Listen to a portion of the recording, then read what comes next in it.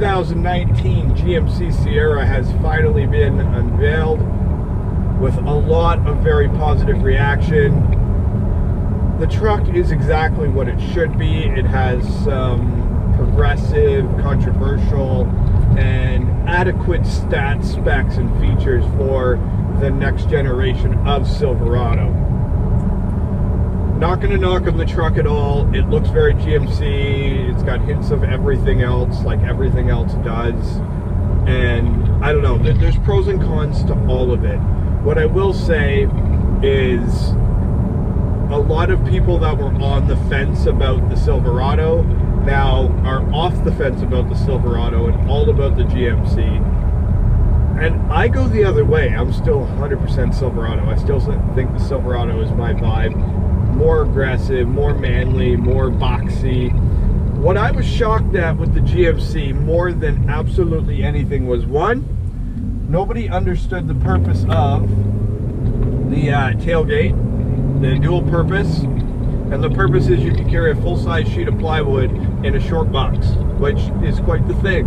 For a lot of guys that are picking up 1, 2, 3, 4, 5, 6 sheets of plywood, and they don't do it all the time, and they don't buy long box pickup trucks because it's not a work truck necessarily, it gives you the luxury and flexibility to have long box features in a short box truck. The step seems neat. For me, it'd probably be amazing because I can't get in the back of these trucks to save my life. They're just too high and I don't have the hip flexibility to get in them. And two, it is drastically different than the Chevy Silverado.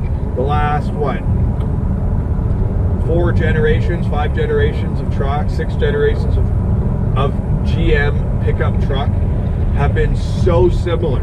They usually swap the turn signal from the outside to the inside or vice versa when they're switching from one brand to the other, but the rest of the body is identical. The last generation they did a little better with the headlights. They really did define the upper lower on the Chevy, and they had a more of a full open light on the GMC, but the rest of the truck was extremely similar.